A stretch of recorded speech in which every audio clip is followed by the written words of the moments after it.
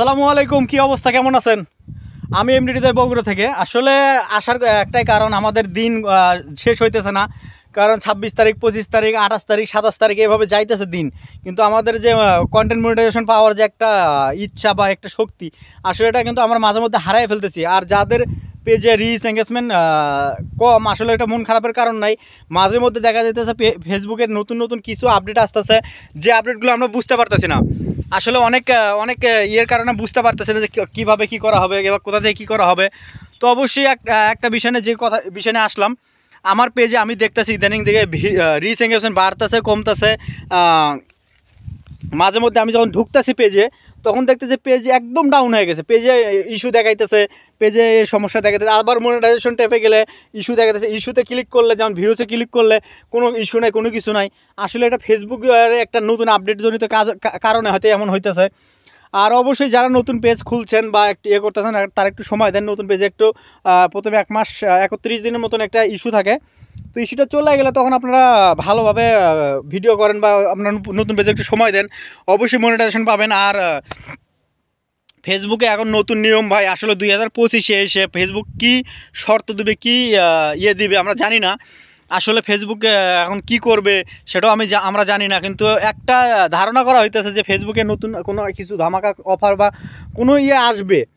তো আসলে আমরা ফেসবুকে যারা কাজ করতেছি, এরা অনেকেই ভয়ে আছি যে আমরা হয়তো, অনেকেই বলতেছে যে ডুয়েট ভিডিও করতেছেন অনেকেই, যে ডুয়েট ভিডিওতে মনিটাইজেশন আসবে না। অবশ্যই আসবে, কারণ ডুয়েট ভিডিও আপনি যদি অরিজিনালভাবে করেন, নিজের ভয়েস দিয়ে আপনার সাউন্ড যদি রিমুভ করে করেন, অবশ্যই আপনার হবে। তো এই ক্ষেত্রে অবশ্যই একটা কথা বলি যে আপনারা কেয়ারফুলভাবে ভিডিওগুলো করেন, সেন্সিটিভ কন্টেন্টগুলো ইয়ে করেন, বা কিছু ভিডিও আছে স্পাম ভিডিও, তো এই ভিডিওগুলো ইগনোর করে চলেন। আমরা আসলে বুঝতে পারি না কোনটা স্প্যাম কোনটা কি। আর এক এক আইডিতে দেখা গেছে যে, আমি একটা ইয়েতে দেখলাম যে আপনার ভিডিওতে লাইক আসছে আপনার হলো 10টা, ভিউজ আইছে আপনার হলো 15টা, কিন্তু শেয়ার হয়েছে আপনার, ওই ভিডিওটা শেয়ার করছে প্রায় 25-30টা। তো এগুলো হলে স্প্যাম হয়ে যায়। কারণ একটা ভিডিওতে যদি এইরকম ইয়ে আসে, কমেন্ট আসে নাই, কোনো কিছু আসে না, শেয়ার হয়েছে এত, তো নিজের ভিডিও নিজেই শেয়ার করছে। তো ওইভাবে শেয়ার করলে আপনার ভিডিওতে আপনার একটা সমস্যা আসতে পারে। তো নিজের ভিডিও নিজে ওইভাবে শেয়ার করা যাবে না। আপনারা করতে পারবেন, আপনারা অন্য আইডি থেকে করতে পারবেন, কিন্তু আপনারা যে পেজ থেকে আপনারা ইয়ে করতেছেন, ওই প্রোফাইল ওই পেজ থেকে করতে পারবেন না।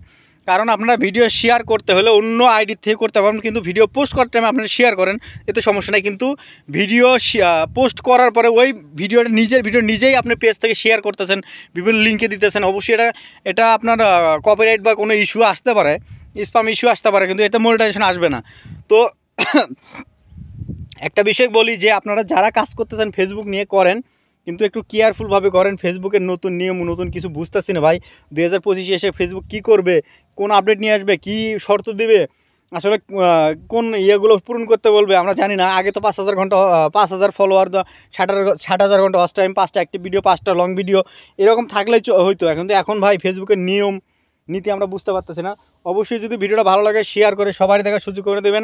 আর আমি এমডি হৃদয় বগুড়া থেকে অবশ্যই আপনাদের পাশে আছি, থাকবো ইনশাআল্লাহ।